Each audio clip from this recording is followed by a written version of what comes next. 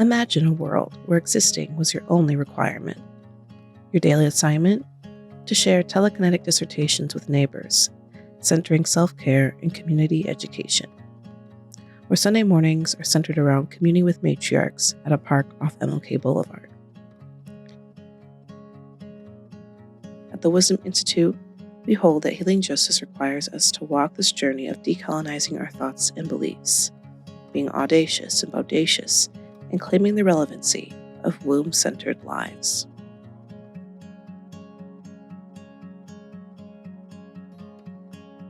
Passing the Torch, Preserving the Flame was created in 2006 by Executive Director Gwendolyn Winston to support identifying and honoring grassroots women's leadership and programming.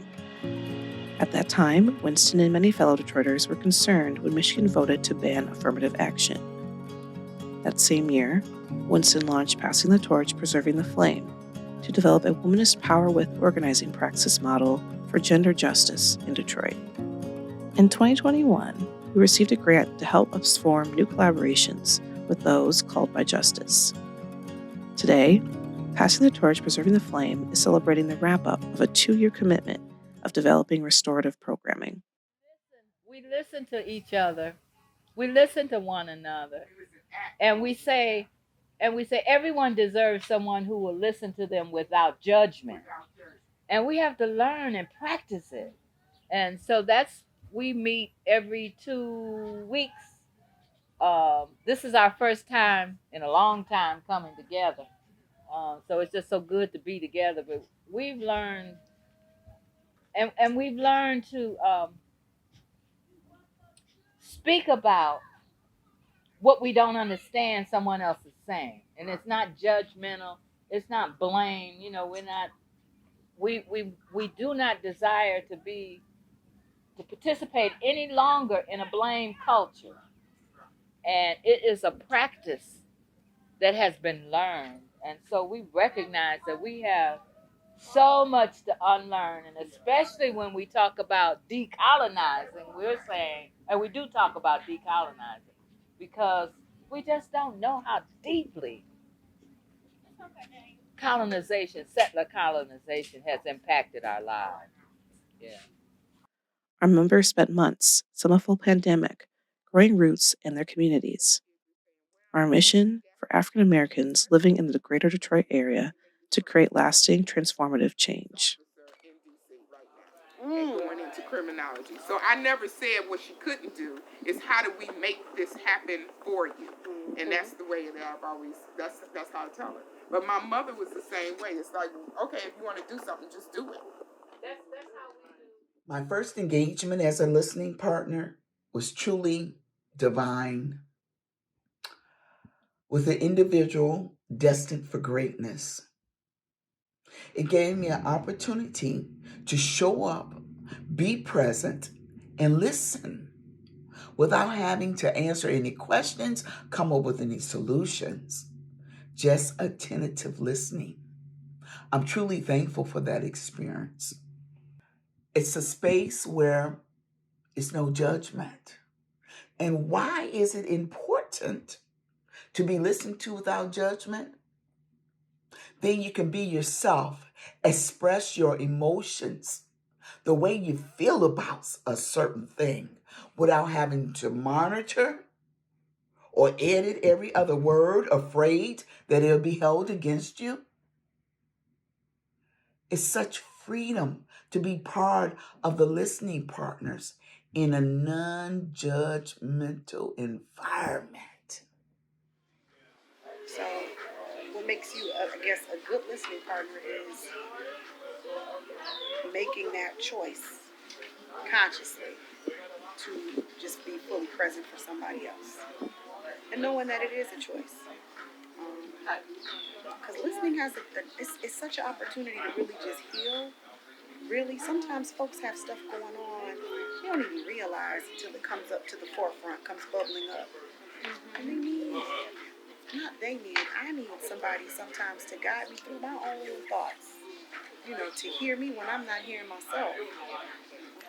I think it's really not listening to be right or make somebody wrong, but listening to really just understand. Yes, We don't yes. know why this person believes this about something.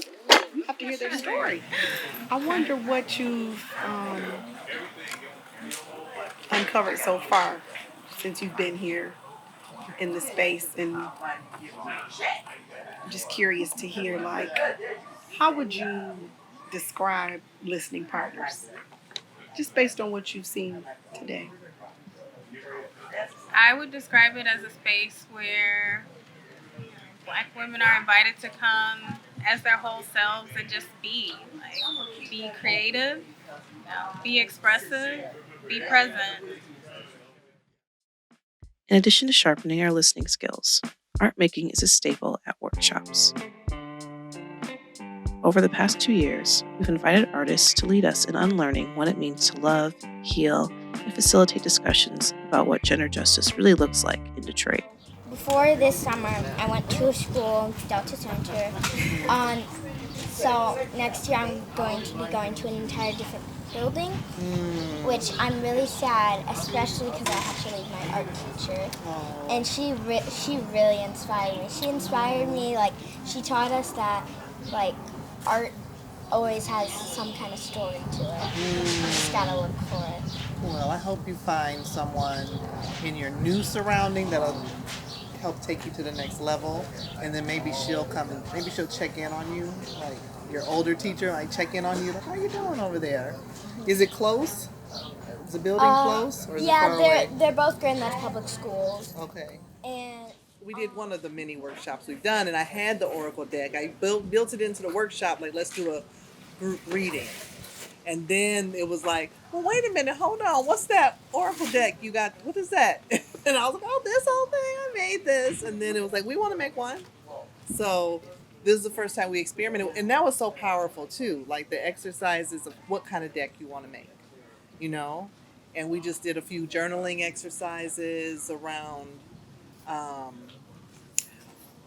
what ways could you use this as a tool to support your growth and healing and self-love or self-awareness. And so many of the ideas came about, like ancestral decks, all this ancestral and future wisdom within me, the power to, like, create my future, my being, and to guide myself. And I mean, that's powerful. It was such a powerful workshop, you know. I was like blown away. So my cards are queen cards, and so every card represents some queen aspect of me. You know, I just gotta add some color and words. Queen of love, love yourself, love is the answer, and that's the symbol. I try to use the symbol in the pictures when I can. yes, that's me. That is me. That is me. Queen of I'm about to cry over here this moment. This is passing the torch, preserving the flame too. Yeah, so See? yeah, so I'm excited. Many sacred moments have resulted from the workshops and events created by our partner artists. During the early stages of planning, their ability to collaborate with a new community were put to the test by a global pandemic. Back in 2021, we asked our partner artists, what challenges are you facing when planning grassroots projects? This phase of the Wisdom Institute's Passing the Torch, Preserving the Flame of the program has been a year of planning. So the challenge that I've had is not trying to rush ahead and just do without giving some thought to how to do it. It's really unusual to have some spaciousness to be able to think about the best way to create a transformative program. My vision of being in a space where there could be the music and dance and ritual and nutritional counseling and healthy food, all of that was like no longer possible because we went virtual. The shutdown caused Latricia to lose the building that she was planning to do. And so my challenge is that I don't understand how the original vision is coming together right now. Because of course we're doing things virtual. Alchemy, advocacy, and Afrocentricity are at the heart of what we do. Another outcome of our work was a video series called Black Love, created by activist Latricia Wright. The series promotes wellness and includes well-crafted cooking tutorials. One of the challenges for me was not being able to meet in person. Although I knew of some of the ladies, I didn't have a personal relationship with many of them, and building rapport online served as a challenge. In addition to the planning sessions, journaling, meditation, brisk walks in the park is some of the contemplative work that I did preceding the events. I also did some introspective work. This is a group of dynamic women, and I wanted to make sure that my contribution was not only purposeful, but also sincere. Audre Lorde put it best. Pain is important.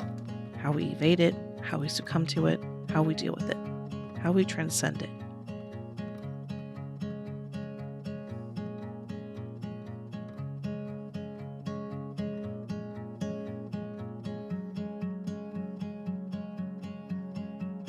So what is next for our newly founded group of artists?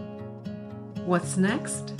Advocacy, action, and implementing our individual and collective arts defined in our work plan. I hope that more clarity will come as we move into the second year of making visible our actionable projects. And I also hope to see how we will work to achieve water affordability for Detroit residents. Studies show that women prefer healing together. We step into this work offering a network of womanist healing practitioners who are our guides in deeds and solidarity. In a principled critique of evolutionary love, sacred text scholarship, and imagining words, we are creating a radical womanist lexicon. We ensure that our partners are not doing the work alone in the fight for gender justice, human rights, water affordability, voter protection, reproductive justice, and art making. That together we have exponential power in creating lasting change. We are the Wisdom Institute, and the power is in us.